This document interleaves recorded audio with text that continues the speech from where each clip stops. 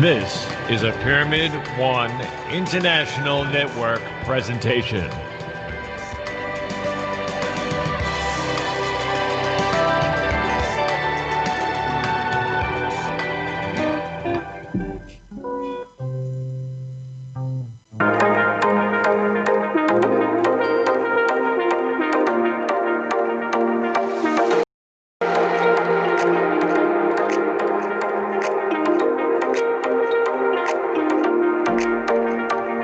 Hi, and welcome to Pyramid One World Radio.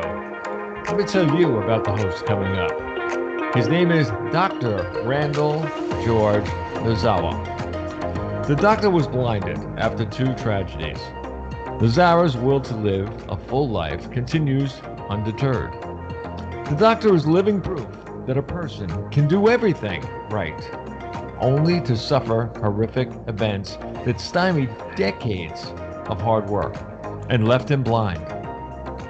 The two most gruesome tragedies he suffered would make the fire-breathing Godzilla buckle in bitterness, but not Nozawa. He's grateful just to be alive. Nozawa had played high school football in Honolulu and later became a professional bodybuilder. When he moved to Washington State, the crashing came down and foiled all his best-laid plans. It was the first of two tragic events that would change his life forever. Muscle-bound Nozawa enrolled at the University of Washington's dental school, studied hard, and faithfully graduated. Yet years later, after opening a handful of dental clinics, when he could finally afford the lifestyle he had always wanted, a tree came crashing down on him. Dr. George Nozawa says, "I am here to help you make the most out of bad situations. I was brutally harmed by two violent acts and should have died 2 times. I had to lose both of my eyes to see how to teach myself and others how to overcome the worst." Now, I'm sure you cannot wait to hear the doctor. And if anyone wants to get in touch with the doctor, here's a way to get in touch with him. Just email him at Mirabelle, MIRABELLE Nozawa, NOZAWA @gmail.com. Now, let's bring on the doctor. Be the change. Well, there you go, Doc. Oh, thanks, Bob. What a eventful November. We're going to survive this, and we're going to survive everything else and every other globalist that comes by. So I know you've got a lot of opinion on this, but I don't think it really matters who the president is or who the Rothschilds and Rockefellers are. I don't care, because we've got the other 99% that want to live great lives. So bring it on.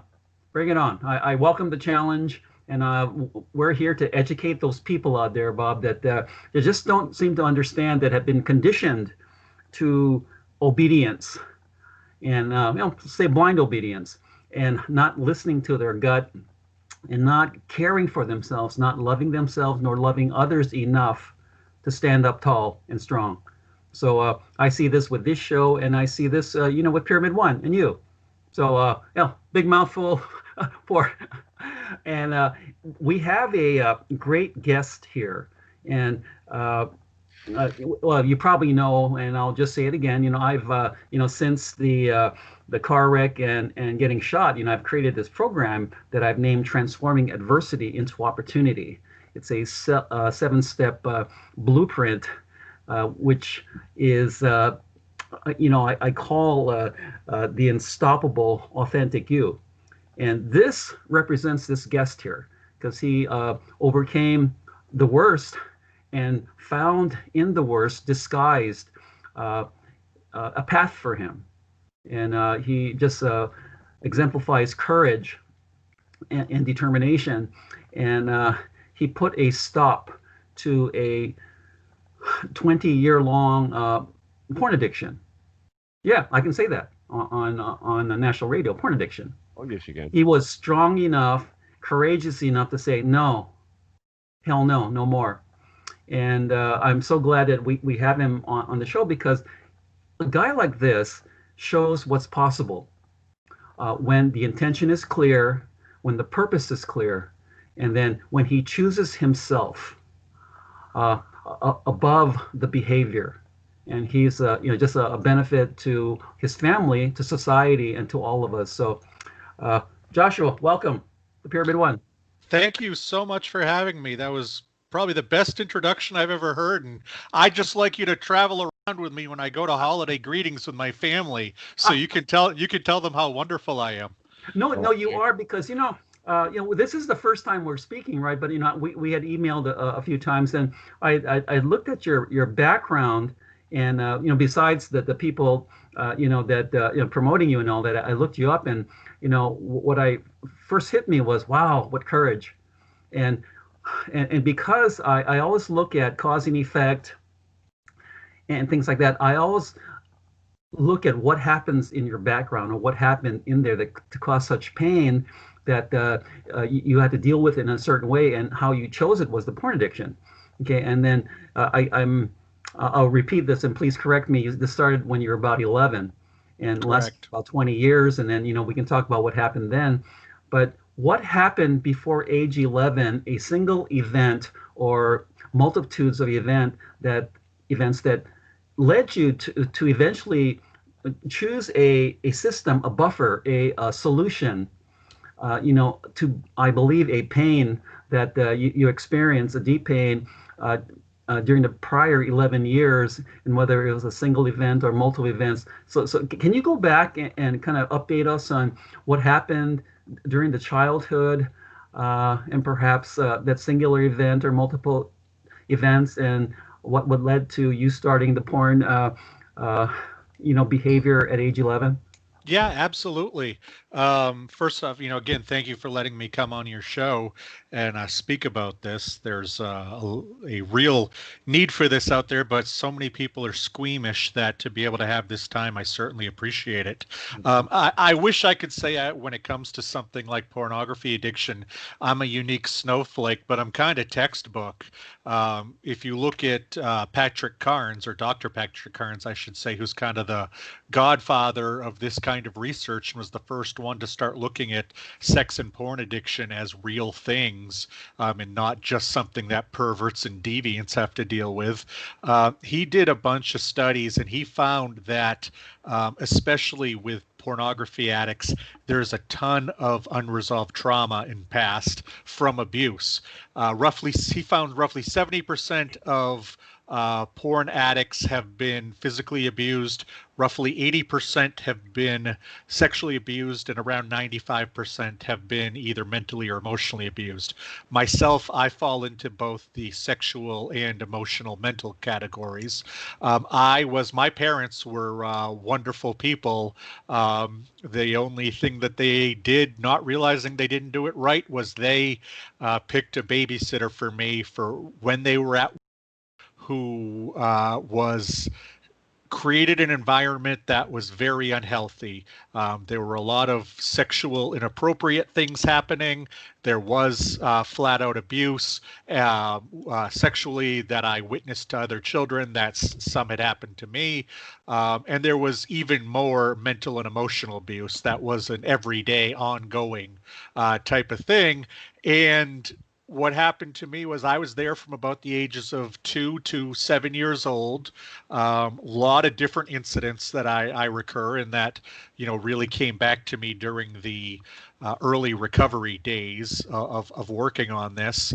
And I think that what pornography did for me, and I'll tell you, the day that I saw it for the first time, real hardcore pornography, not just nudity, but actual real pornography, it was like something changed in my body the moment I saw it. I didn't develop an addiction. It was a light switch for me. I was an addict the moment I saw it. There was this calmness that came over me. There was something, I'm sure there was a chemical reaction. And I'll tell you, the only time that I've ever felt this kind of visceral reaction to something was the first time that I actually got drunk, which was about 3 years later, at a wedding I was at. And from about 13, 14 years old onward, I would guess 4 to 5 times a week, I was looking at pornography and drinking. And if you track my life from 12, 13, 14 years old straight up to my mid 30s, it doesn't matter where I was for school, where I was in my professional life, whether I had girlfriends or I was married or had nobody. Pornography and to a lesser extent alcohol were the two things that I could count on in life. They were my crutches, and they helped me forget what happened when I was young, but they also helped me just on a day-to-day basis, or at least at that point, I saw them just helping me on a day-to-day basis. They were there at the end of the day for me. They never failed me. They never disappointed me. They always delivered. And if you look at the worst of times, that's when my porn consumption and my alcohol were at their peak, and vice versa. When things were going great, I didn't have to lean on these nearly as much. I like to think I'm a smart person, but it actually took me getting into an inpatient treatment center for alcoholism before it was pointed out to me that I had a pornography addiction and that it predated the alcoholism, and that in many ways it was actually the dominant addiction, and it was what ruled my life, just in the background for 24 years. No, that is incredible. When I'm so glad you're on the show, and I'm so appreciative of you and what you've done, with your life and for your courage, because there's not a lot of people that would come on a show that feeds 132 countries and say, hey, I've got this porn thing going on, but you are, and it just shows your courage. And since I got you booked for the show, I did a lot of research, because that's what I do, right? I research anything, and what happened to you earlier on, and there was a study on this called advanced childhood experiences, or adverse childhood experiences. And then what happens there is that those are made into memories and follow you throughout your adult life. And then so as you experienced as a child, so you do as an adult. And to block all that stuff out is what you've done, because you had to choose a solution. You had to choose, how do I get rid of this pain? Right. And then you do that, and so there's a brain science thing that goes with it, and of course Bob and I both believe in synchronicity, which is just that they're not coincidences, but they're incidences that kind of match up. And then I ended up studying a lot on the Stanford professor. His name's Andrew Huberman, and he's talking about fear, he's talking about addiction, he's talking about pain and all that.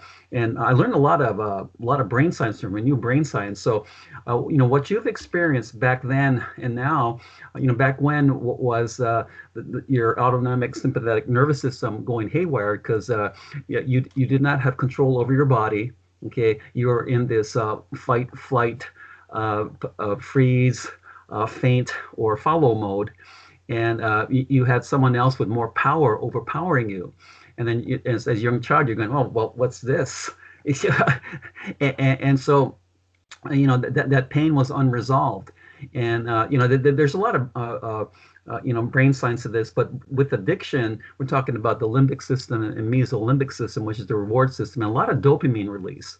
Yep. And what was found in the 1960s by this guy named Robert Heath, and then we can't do those experiments now, but he did a lot of electrode brain experiments on humans and on animals, and that's called that's poo-pooed upon now. But what he found was for adults, the part, they've got levers and all that because and tied to these electrodes. And what he found was that what elicited the most dopamine rush was frustration and mild anger. I thought, wow, that's really interesting. And then from what you've said here, and then I'm just parroting what Dr. Huberman says. He goes, the folks that get addicted to stuff and then they relapse is when things are really bad and when things are really good. Yeah. And it's like, oh, okay. And then you just said it. And so, it's very interesting. So that, that there is, that part of your brain with focus, so what he calls, duration, path, and outcome. And that's from acetylcholine. And that's directly tied, to the, the limbic centers or the, the stress centers in the amygdala, and of which you get this dopamine release and norepinephrine release, and I know there's the science to that, and this can last years and years and years. And so here you are, internally you're struggling like this, and then you go through life and all the experiences, and with your you then get married and have children, and but you have this thing in your head, and you're trying to figure it out. And well, like I said, that's why I admire your courage, because please explain what happened then, because you go here for 24 years and something happened, and and that stopped you cold, and then from there you had to make another decision. So go ahead. Right. Well, like I said, I guess I'd say was a functional addict, and maybe even a super functional addict, because I became very well known in my community. I was a city councilor on our city council, local politician. I created the first lifestyle magazine that was seen in this area of Maine. And I was also one of the co-creators of an international film festival that was getting a lot of traction, and was in its fourth or fifth year. And things were going great for me, but behind the scenes, when the meetings were over, when the networking events were done, when the awards ceremonies were finished, I had to come home. And when the kids went to bed, when my wife went to bed, I was left by myself. And going back to being that little kid who would be forced into a dark room at the end of the hallway, not knowing how long I'd have to be there, or being forced outside and largely ignored for the next 7, 8 hours, I had to sit with myself, and sitting with myself was always the toughest thing for me to do. I'm great at playing local politician. I'm great at playing magazine guy. I was not good at being Joshua Shea. So when I had to do that, that's when I turned, usually at night, to the alcohol. That's when I turned to the pornography, especially. And what happened was, after about 5, 6 years, my magazine started to plateau when it came to revenue. And in the magazine, I need to say, it started in 2008. Despite the fact we were in, the worst recession since the Great Depression, it was an overnight success. It was huge. And I am a very good businessman when you throw so much money at me, I can't make mistakes. And so everything looked good from the outside for quite a few years. But things caught up with me. The magazine stopped being the new hip, cool thing. And after 5, 6 years, we started to plateau with our revenues, yet our expenses were going up, and I didn't have the skill set to fix this. Now, I do have to say that when I was about 21, 22 years old, I was diagnosed as bipolar. I was on medication for that straight through. I kept trying to fix the problems at the magazine, and they kept getting worse and worse. In getting worse, it took a toll on my home life. It took a toll on my sleep. I was leaning on alcohol a little more, a little more. And then I made the decision think was the beginning of the end, or the beginning of the beginning. It was when I made the decision to pull myself off of my bipolar medication.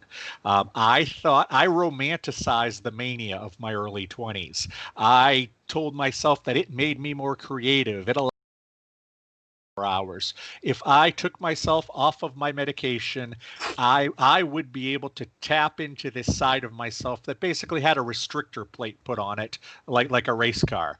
And instead of all of a sudden this creative being springing out of me, after about 2 weeks, once the medicine was out of my system, I absolutely fell into a world of pornography and drinking like I had never experienced before.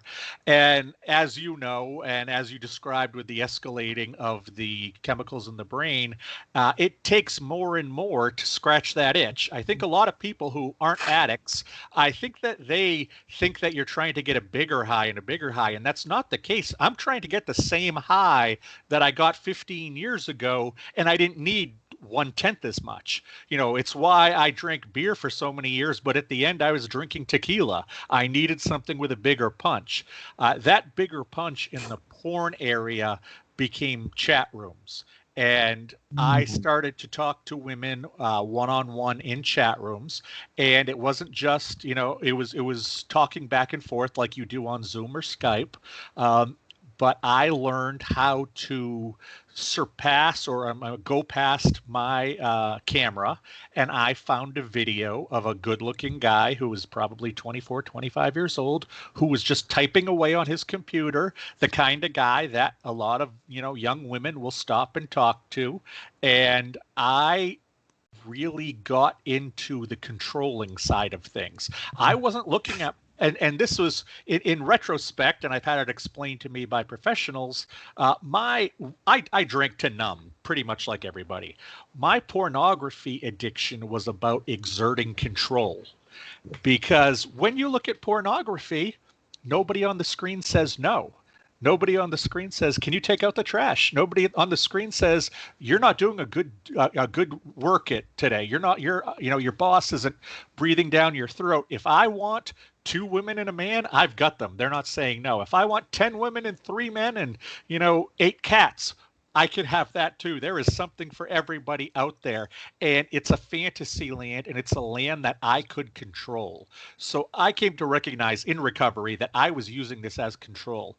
The peak of it was when simply looking at static pictures or even moving pictures of actors and whatnot did not do it for me anymore. It didn't cause that dopamine hit. So I moved to chat rooms, and I wasn't pleasuring myself to manipulating these women. I was enjoying the control factor of it. That's why I was doing it. If I came across a woman who who just simply would not acquiesce to my demands that I made after a long while, and I'm a journalist by trade, I know how to give information. I would do background research on them while I was talking to them on the computer because they couldn't see me. It was, stereotypical grooming and catfishing at the same time.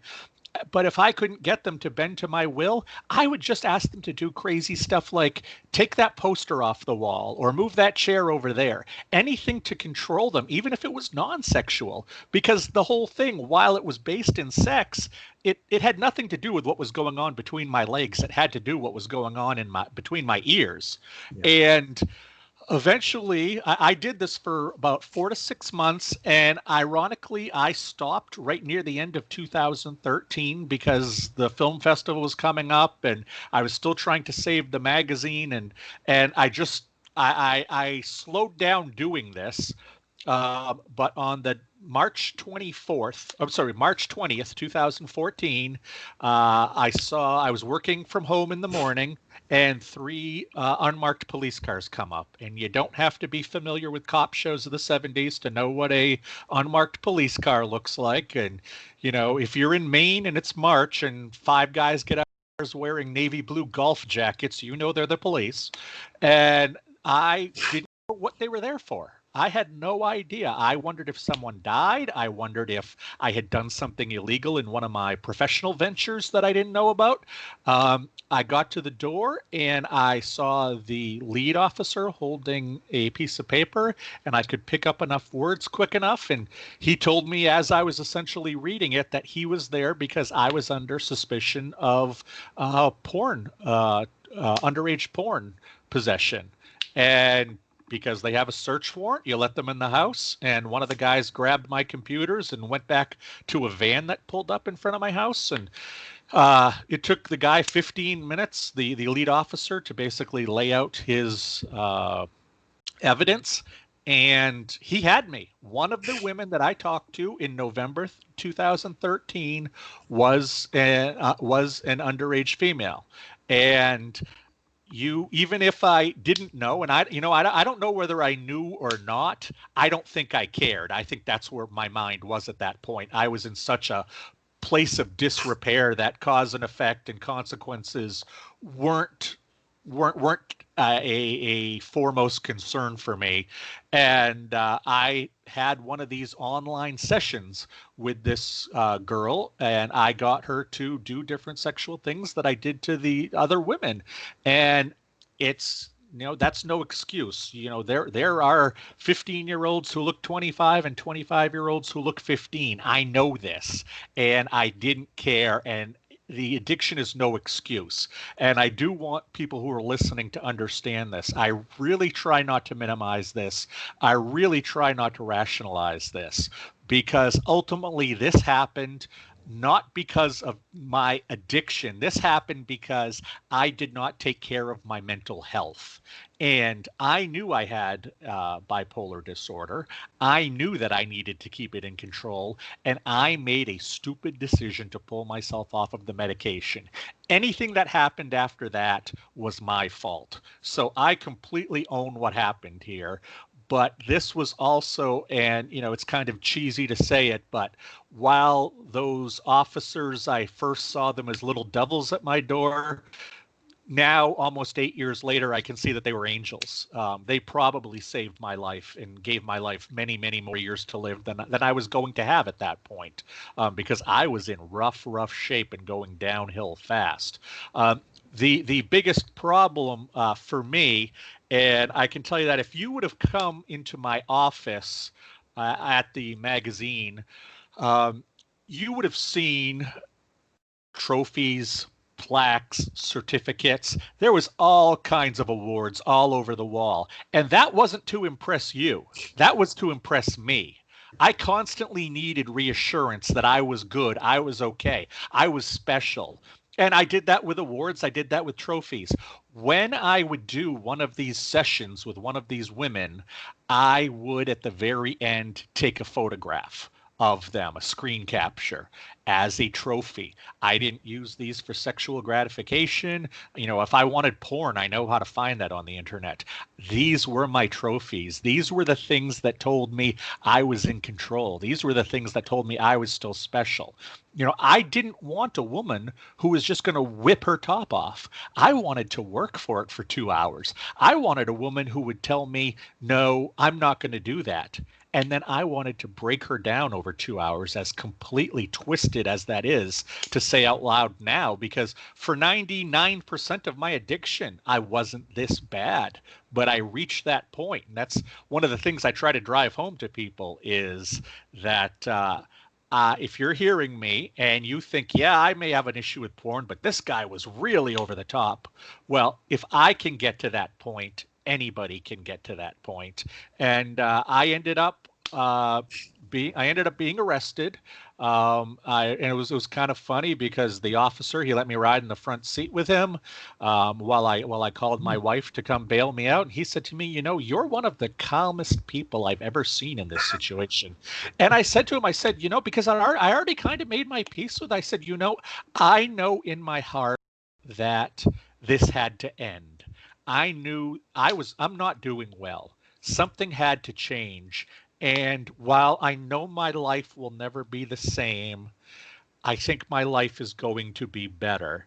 And he said, I'll tell you that that's what happens with a lot of guys who this goes with. And 4 years later, I got to actually speak with him on the phone and thank him for being a decent human being to me at the time. But my wife, she works in healthcare, so she does understand addiction. She knew that I was an alcoholic. She knew that I casually looked at porn, but had no idea the extent of it.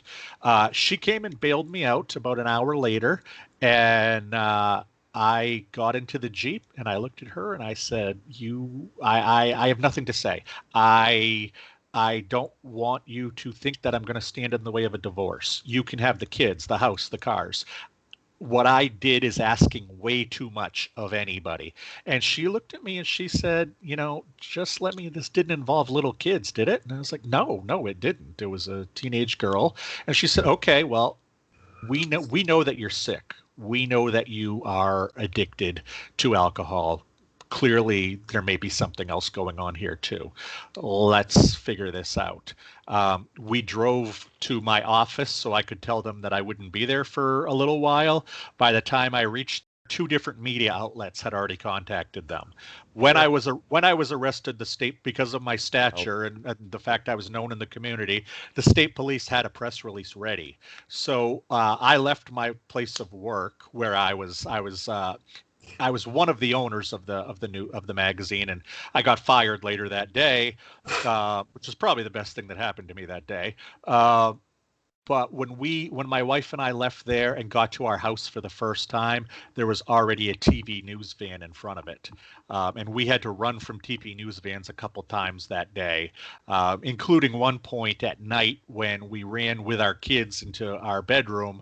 We forgot to bring the dog in with us, and we're watching the news on TV in my bedroom, and we see my dog barking through the front window at the person doing the remote broadcast. So this is some surreal stuff where you're just standing there thinking, I wouldn't believe this if it was in a movie. And the next day I went and met with my lawyer, who my father knew. I met him for the first time. He said to me, is this a litigation game or is this a sentencing game? And I said, it's a sentencing game. And he then said, do you have any drug or alcohol problems? And I said, no, I do not. And my wife and my father, who were both there with me, said, oh, yes, he does. He's a big alcoholic. And I kind of demurred a bit. And my lawyer said something, I don't remember what he said next, but I said, well, if it's going to look good for the judge, I'll go to rehab for 28 days. And he stopped me dead in my tracks and said, hey, one day this will all be over. You may do no time in jail. You may do a lot of time in state prison. You may have no probation. You may have 10 years. We don't know what's going to happen here, but one day this will eventually all be over. Do you want to be the same? And do you want to be the same effing a-hole that you are now? Or do you want to get better? And that was like a light went on.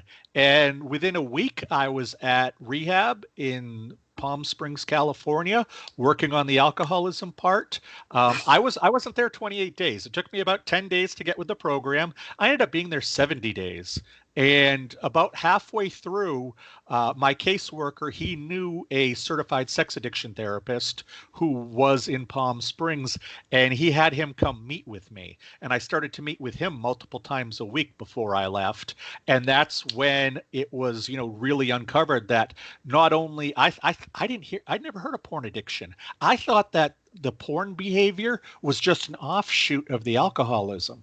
But he explained to me, and I came to accept the fact that the porn addiction predated the alcoholism. And in many ways, the porn addiction was the primary addiction that I was dealing with in my life. And then I ended up coming home, going into heavy duty therapy with the therapist I still have to this day. I started doing a ton of research. Like I said, I'm a journalist by trade. I like to read. I like to learn. Unfortunately, there wasn't much out there at the time, 7-8 years ago, about this. And I ended up, after about 8 months of talking about it, actually going back to rehab, this time in Texas, specifically for porn addiction. And those two rehab experiences were the most transformational experiences of my life. And what was ironic was when I finally had to face the music in front of a judge about 2 years after I was arrested, she agreed with me. She said, you are probably the healthiest, most physically, spiritually, mentally healthy version of yourself you've ever been, but I can't let you get away with this. You have to do some time, and I think you know that. And I said, of course I do. I objectively, I understand it. Subjectively, of course I don't want to go, but objectively I got it. So I ended up serving 6 months in county jail And the guy who went to jail was not the guy who committed the crimes, but the guy who went to jail met people who were ill, met people who could talk about their drug trafficking, could talk about their robbery, could talk about their domestic abuse. But so many of these guys had sex and porn issues, they couldn't talk about those. And that's when I realized I had to start writing my first book. I wrote the first draft in jail. And after I got out and published it, this whole education, authoring, now coaching thing has taken on a life of its own, and it's something that I absolutely feel a calling for right now in a way that I've never felt anything else. Oh, that is so cool. Yeah, just I love listening to you talk, and just just hats off to your wife and that one lawyer. You're married to an angel. Yes, yes. And that lawyer of yours. I mean, I think what he did for you was the biggest favor, because he just called it the way it is. Right. He didn't sugarcoat anything, and then that got your attention, because instead of kind of calming it down and diminishing it, he just says, "Hey, look, man." Unless you transform yourself, you are who you are, and you are a piece of shit. So Yeah. what do you want to be? Okay. And then so what happens is that there's that goodness inside of you, but what Bob will tell you is that there was no self-love there, because that got beat out of you when you were a kid. So all those things you were doing online was to gain control, like you lacked control back during those years, and so you were helpless. Right. And hopeless. And so you get online, and your skills, I can manipulate, I can say this, and yes, you used all your skills as a journalist and business person. Do this, do that, do this. There you go. And so that in itself, was your dopamine release. However, as far as being antisocial, that's not a good thing. But what I believe your wife saw in you was a good man, a good loving man. And I just think she's awesome that way. And you know what? She saw that, and she saw past other stuff. She goes, "We could make it through this." And what an absolute angel that is. But with those adverse childhood experiences, you just kept on going through. And then, like I said, Andrew Huberman would say, you take in all these psychological events, these experiences, they become neurological, and now you've tuned your body into this. Oh, by the way, I can show you, different strategies to deal with the bipolar, because with the bipolar, like any kind of meds, it's meant to suppress things, but not to cure it. But once you start taking meds, external stuff from the outside, your body gets dependent on it. So what I do with folks is I help them develop their inner world, which you're doing now. But for the bipolar, if you want, we can work on that too. But Joshua, you're a hero. You're an absolute freaking hero, man. Because I think this is you never expected as a child that you wouldn't just grow up to be a great child and loving and all that, and you go on and you play football or something like that. You create all these great things. This stuff happened to you, and you could have gone the other way, because you're blessed with all these skills and talents. You could really have been a piece of shit. You could have gone the other way, and hurt people or do all that kind of stuff. But you were driven by pain to protect that pain, okay? But look what happened. So I too agree that what happened here, and of course, this big fanfare with the police and all that kind of stuff in the news media, because that's what these guys do, especially the news media, right? But you're such an asset to humankind from what you've gone through and sharing it, because no one wants to talk about this. We know the addictions to alcohol, to cocaine, to meth, and all that kind of stuff, but the process addictions no one wants to talk about.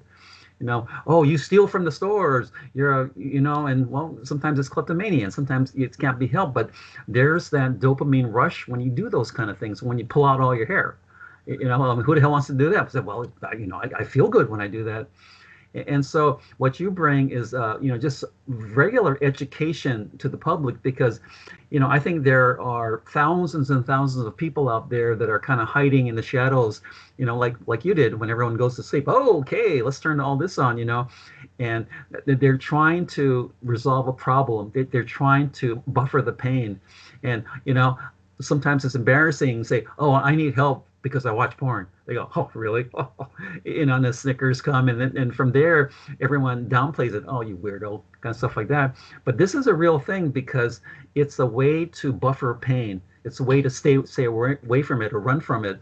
When actually, luckily, what you did is, because of help, you confronted it. You went chest to chest with it. I don't want this anymore. I'm better than this. And I just think the remainder of your life is just going to be like that, because you are a hero. And I think you've got the greatest wife in the world, and I think your kids have got the best dad, because look at you. And then this self-love is just growing inside of you, because once you have that, you can go share that love. And I think that's what you're doing now. And look at all those people that you met, in jail, okay, out of Yeah. a lousy circumstance, because who talks to them? Because they go, oh, you're a lousy, scumbag and all that. You're a piece of shit and all that. And then everyone dismisses them. These are people. These are all God gifts.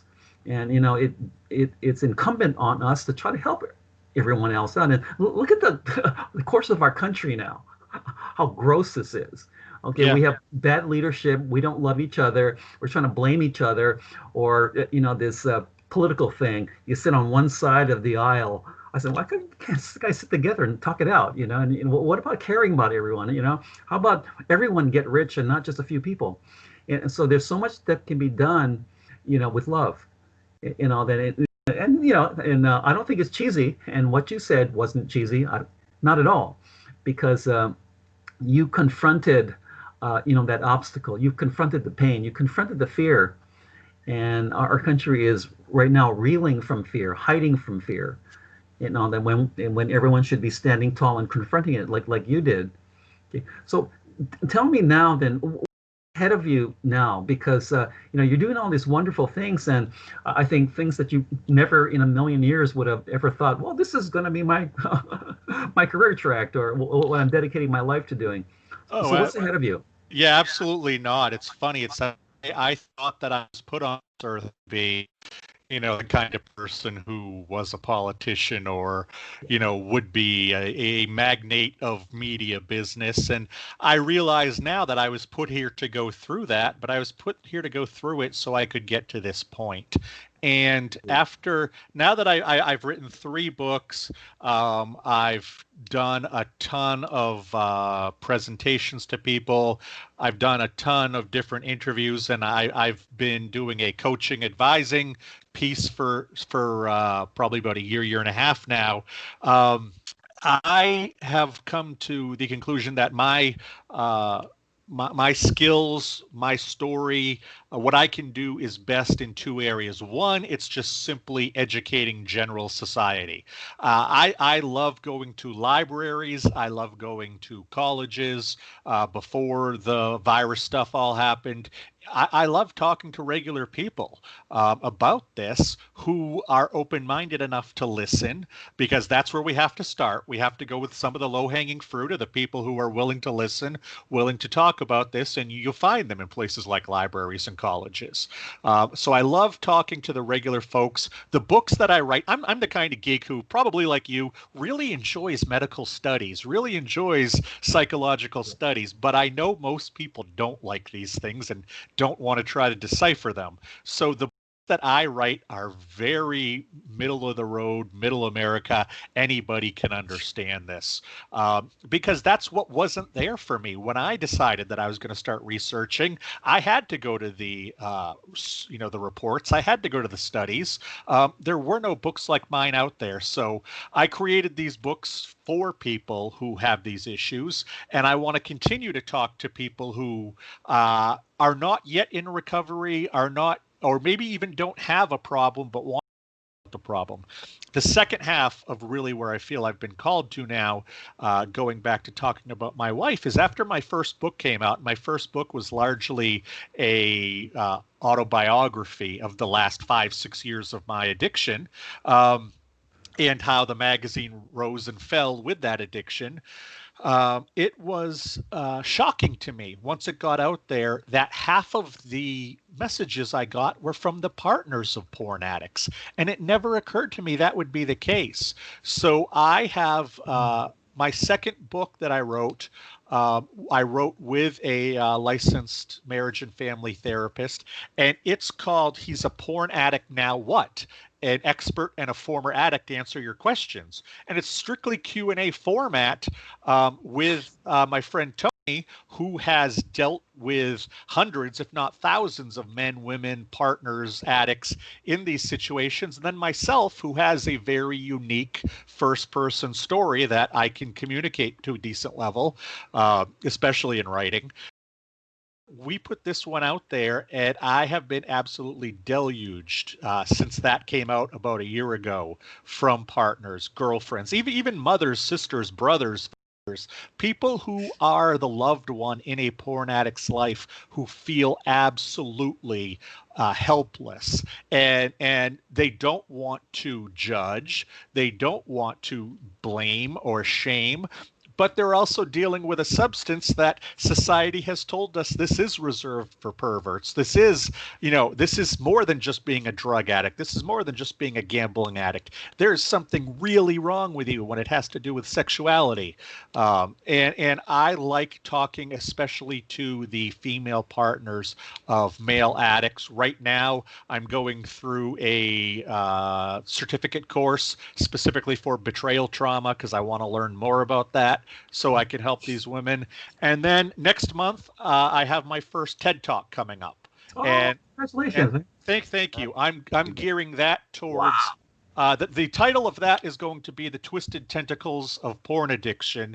And I'm just kind of fishing little bits of some of the stories of people I've met, some of my own stories. I really don't throw many stats into it because I don't believe stats, especially after this year with the pandemic, turning so many people into heavy-duty porn users, and not just heavy-duty porn users, but heavy-duty porn creators. I think that's going to be the biggest, what would be the word, destiny or legacy, excuse me. The biggest legacy of this pandemic, I believe, is going to be that we are going to trace back to the year 2020 when porn addiction on the creation side was first brought up, because on January 1st, 2020, you had about 300,000 people on this one site called OnlyFans. 1 year later, on January 1st, 2021, there will be between 1.3 million and 1.5 million people making pornography to sell on this one site alone. So if you go back to the times when, you and I were younger and it was largely just the video porn industry or whatnot, there was probably 2,000 porn producers, 2,000 porn stars at any one time. Now there's over 1 million new porn stars. I use that term loosely, but there's over 1 million new porn stars just this year. What is that going to do? What is the outcome of that going to be?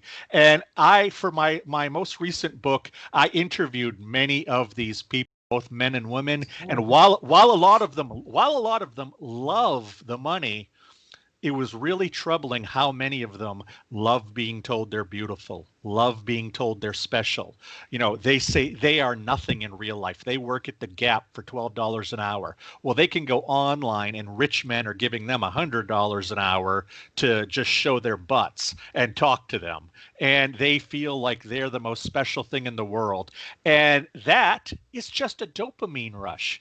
And what I wonder is 20 years from now, are there going to be men and women who are 40 and 45 who are still making pornography Maybe they're only making 1/10 of the money they were back, they are today. But are there going to be men and women making pornography for 2 decades because that's how they get their dopamine? Because that becomes their addiction. I think that's the true legacy of the coronavirus when it comes to pornography. Do you know, and I looked this up because you were going to be on the show, do you know that there's people that are 76, 77, 78 that are still making what you're talking about? Yeah, well, but because the thing is, there is something for everybody out there. Oh yeah, that's the thing, and this one site and also these cam sites, they have really broken through that last genre of pornography. They are producing pornography of people you know. And if you go to most people over 35 years old have no idea what OnlyFans is. You ask anybody under 35 years old, do you know what OnlyFans is? It is an everyday part of their culture. The gap is so wide. And if I urge you to talk to some young people, and if they tell you they don't know about it, they're lying. It is a regular part of their culture, just like Snapchat or Instagram. And everybody, my daughter has told me she knows multiple people who are doing this now. And why? Well, they had service jobs back in March and April. They were waiters and waitresses and bartenders. And then we went into lockdown. And because of the way that they get tipped and they get paid, they couldn't get enough unemployment to survive.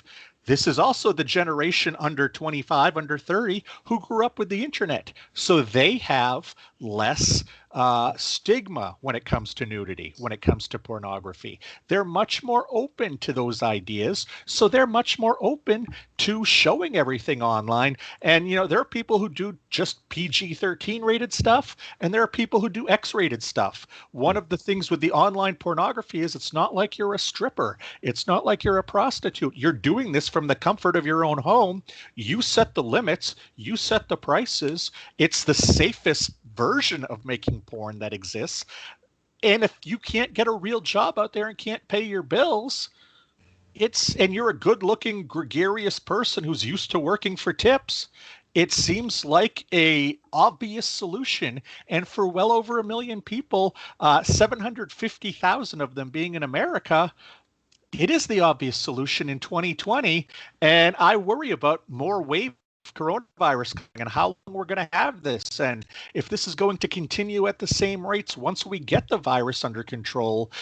Yes, a lot of people are looking at porn that never were before. Yes, a lot of people are falling off the wagon that never were before. But I really fear that producing pornography, do-it-yourself pornography, is going to be part of our everyday culture now, and it's because of the coronavirus. It's funny though. Let me just follow that up there for a second, because last night I had a guest on she's a reverend, believe it or not, that we were talking about dating and COVID-19, and we went into things that were unbelievable. Do you realize that you can't go out and touch any? Like you're talking about people that you can watch online. You can't go out right now and touch anybody. Right. What are they going to? They're going to show you yourself. Yeah, right. They're going to show you a certificate that's going to say I don't have COVID-19. Right. I mean, the only thing you can possibly do is have somebody that you might be able to touch at one point or another, that you're with all the time, that you live with, that you have not gone outside of anybody but that person. And on the Reverend's site, there's even a certificate that binds you and that person to each other. It's a written certificate, plus a survey, a sex survey. I mean, I was like, I could not believe it. I mean, COVID-19 has put people in a position right now where the only way they can go outside of their bodies or get the chemicals going in their bodies is to go to booze, drugs, sex, or just saying screw the whole thing and take off your mask and go walk out in a crowd someplace. Right. That's suicide, and suicide is up so much, it's absolutely ridiculous. And the same thing goes with online dating. Everybody's dating online, but nobody's going to see each other. Well, I was going to say, you and I are on a date right now, basically, for what's happening in society. Yep. There you go. There you go. So that's what we talked about last night, and it's really, really funny because I knew this show was coming up next. So it's an unbelievable, fold into one another. Yeah, and and I just wonder what the aftermath is going to be, because I spoke with one girl who, she discovered this online pornography creation world, and she said, do you really think I'm going to go back to the Gap to fold clothes for $14 an hour when I'm making $400 a day working 90 minutes? Right. And that's it. When things got better for a little while back in June and July, every restaurant had now hiring. Every retail space said now hiring. That's because so many of their people went and found these other jobs in pornography. Uh-huh. Uh-huh. Yeah. Or change jobs now completely to another type of job. Right. Yeah, some did, leave the pornography once things changed, but there was, in my book, I actually reprinted it. There was a cam site that was having such trouble getting new models to join because the demand for pornography skyrocketed once everybody was at home. And for these one-on-one interactive sites, well, you can only have one model to one person at a time. So they had to try to recruit. Usually these sites would give you 50% of the dollar the person spent, and they'd keep 50. They had to change their commission structures so the models were getting 80, 90%, and they were still having such trouble getting models. One website actually put out a press release specifically targeting furloughed McDonald's employees. Like, they were, are you not at the fry-o-lator because you're stuck at home? Well, if you're a good-looking person who wants to make 10 times what you were making, working for Ronald McDonald, come work for us. And that's how crazy it got, was that these companies were absolutely competing for people, because pornography it's a lot like food. Once you eat something, you don't eat that again. It's gone. Nobody looks at the same pornography twice if they can help it. And now that we're in a world of an internet, nobody has to. So they needed people to come and join their ranks. So they made it more lucrative and more attractive than ever when these people were at their neediest for a job. So it was a perfect storm. And I don't see any other way this would have gone than what it is now, because we as a society have never addressed pornography.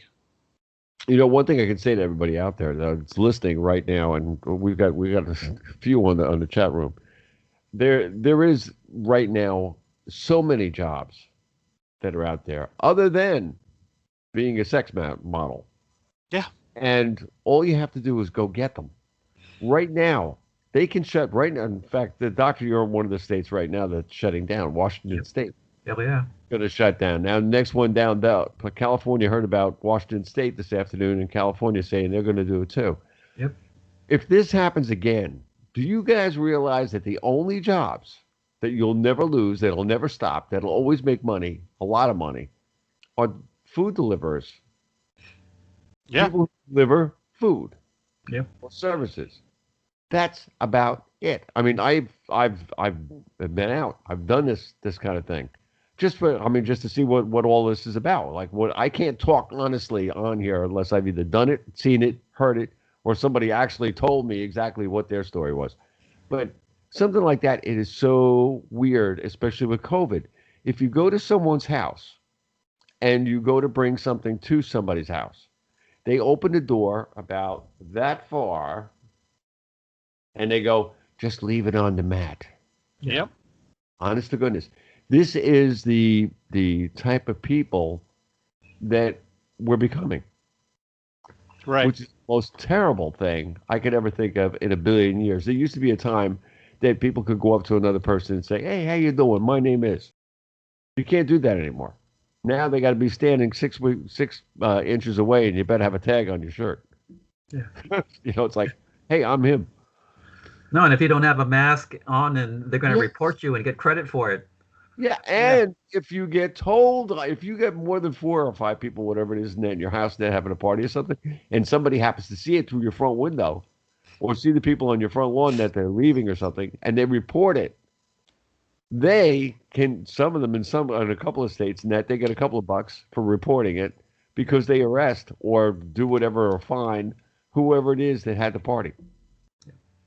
I I don't know. mean, So, this so I know we can just call our country now just China, or China, times two, because this is what that is. And what's disturbing about everything, and about what's happening now in this COVID, thing too, is that just the we're lacking self-love, and we're lacking unconditional love. And I'm just disturbed that that part might be just fading away from our humanity, when we should be loving more, not less. And that's why I so wanted you, Joshua, on the show, because you're showing that this courage, and then you got slapped around pretty well, except that no one understood your adverse childhood event. And yes, it's not an excuse, but this is how you managed it. And like I said, I'm glad this thing ended for you, because one, not fair to you, because you're in every day, you're in fear and in pain, high cortisol, and and when you get your dopamine rush and all that, a lot would come from the businesses you did, but at night when everyone went to bed, because you still had that pain and frustration, and then you still wanted to exert that control. And like I said, I'm glad you got stopped, because now you're on to just greater things and all that. But we are so in a world where, oh gosh, just self-love and unconditional love is just kind of fading away. And that's why just hearing what your wife has done, and and how her take on stuff, she saw the goodness in you, and she looked past the other stuff, because that could be handled, but she saw that good in you, and didn't want to let that go. You see, so, and we'll say, what a great wife you have. And I said that I think that for all of us here is somehow, well, we do it we daily and all that, is to still keep creating that overflowing and unconditional love, because without that, then yes, everyone will go into will become, go into the porn trade. It might be too late for me and Bob, but for your 12-year-old, 13-year-old, when you talk about child pornography, I think that's going to go rampant, because one, you make a lot of money and it's safe. Okay, and then from there, what are the authorities going to do? Because where do you get this? And how do people make money? Really, how does anyone make money? Okay, and so things have changed. So that's why we have this show and my YouTube show, because we tell the truth, and I want people to stand up for their rights, stand up for themselves, stand up for self-love, stand up for unconditional love. Quit being told to do what to do by the government, and that the people behind the government, the Illuminati, the 1% empire, things like that. Quit being told what to do like sheep.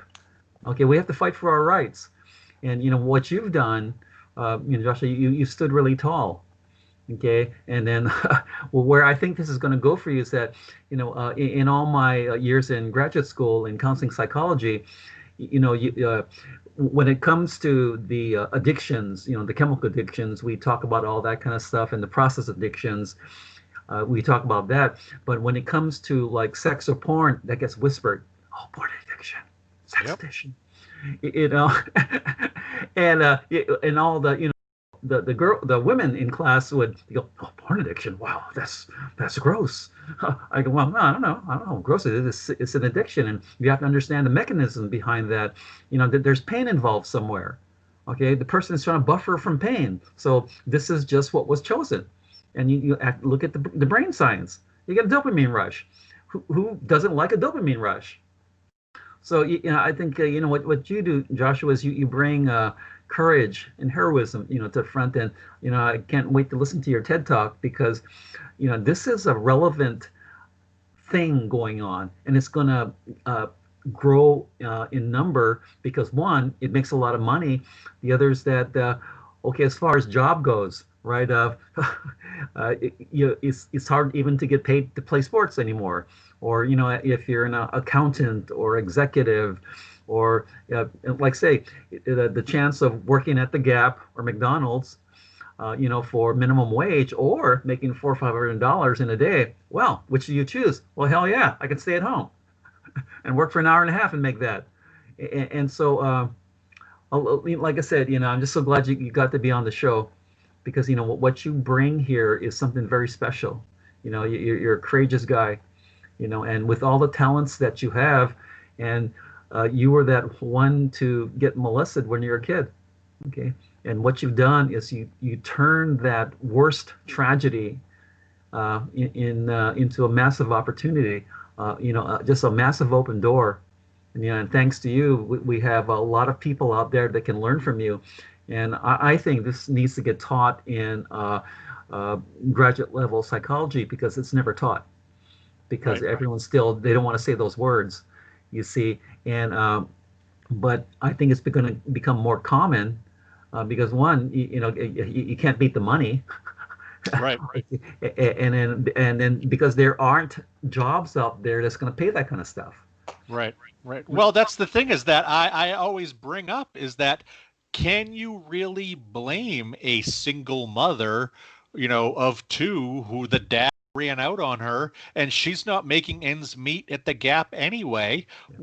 We have a society that basically condemns her for making pornography, and obviously there's a lot of reasons not to do it, but then it's there like this shiny object and she can get money and give her kids a decent life with it. It's such, I don't look at this as a black and white issue. I also, I'm not anti-pornography completely because I believe that, like anything else, I'm not anti-alcohol. I'm not anti-gambling. People can use things, in moderation and in concert with their level of morality and what they can handle. And I also know that pornography isn't going anywhere. You look at, ancient Egyptian artifacts in a fine arts museum, and you're going to see some triple X stuff painted on the side of them. You can find pornography on cave paintings in some of the most ancient parts of the world. What we need to talk about as society is a healthy sexuality. And perhaps some of these things could morph into healthy sexuality, but the fact that we're not even willing to talk about it is what's making it unhealthy. How about a few last words for the audience and a place and a way to get in touch with you? Well, I would let everybody know who is not a porn addict that anybody can be a porn addict. I have met hundreds of porn addicts at this point. We are every age, we are every color, every religion, every demographic you can find. I think people believe that porn addicts are these 19-year-old guys stuck in their mom's basement who have never kissed a girl in real life. That's one kind of porn addict, but there's probably 5,000 kinds. So it's like any other addiction. Anybody is susceptible. Nobody is ruled out. And if you think you have an issue, get some help because you don't want it to get to the point that I did. I wish I would have got help long before this. I'm telling you, porn addiction is a real thing. Nobody even told me that. So think about your use of pornography. Think about your use of anything and look at it through the lens of addiction and see if there's an issue there. And finally, if you want to learn more about pornography addiction, you can visit my website. I have a page of resources. That website is recoveringpornaddict.com. You can also get my books. I write a couple articles a week on there. This show will be up there along with some of the other interviews that I've done. It's kind of a stop to learn all about porn addiction and to get help if you need it.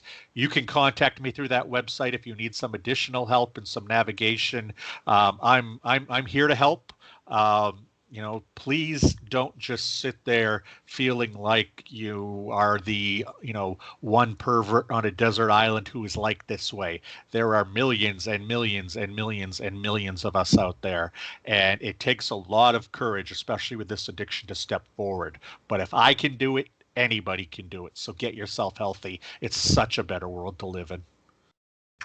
Well, there you go. Just to mention that about the website for 1 second, there is a click on there, articles, it says. Yep. And it's about Addiction 101. Everybody should read that. That is good. Endeavors is another one. Jail is another one. Life Stories is another one. Recovery is another one. And The World. And The World. We're talking all over the world, not just here, not just in the United States. It gets worse as soon as you go over over the pond. Oh my goodness! In Europe, it's blazing. Well, and Italy itself is up 70%. Yep. Year to year in their porn consumption of the most popular websites from 2019 to 2020.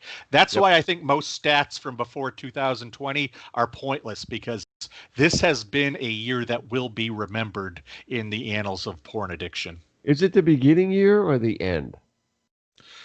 I think it's I think that the introduction is done, and we're now into chapter 1, and it's up to us to determine how long this book is going to be. So it's up to us to write the history.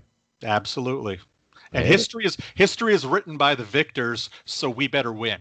Yeah, exactly. I'm with you 100%. Doctor, what about it? Oh my gosh, what a wonderful show! And Josh, you're awesome. And thank you for your courage and for standing firm, because it's this addiction thing that no one wants to talk about, but this relates directly to where our country, where our world is now with this COVID thing, because it's fear, and no one's doing about it, running from it instead of toward it. And thank you much for being on the show. You're just such a big hero. And hey, big hug to your wife, because she's absolutely awesome, just like you are.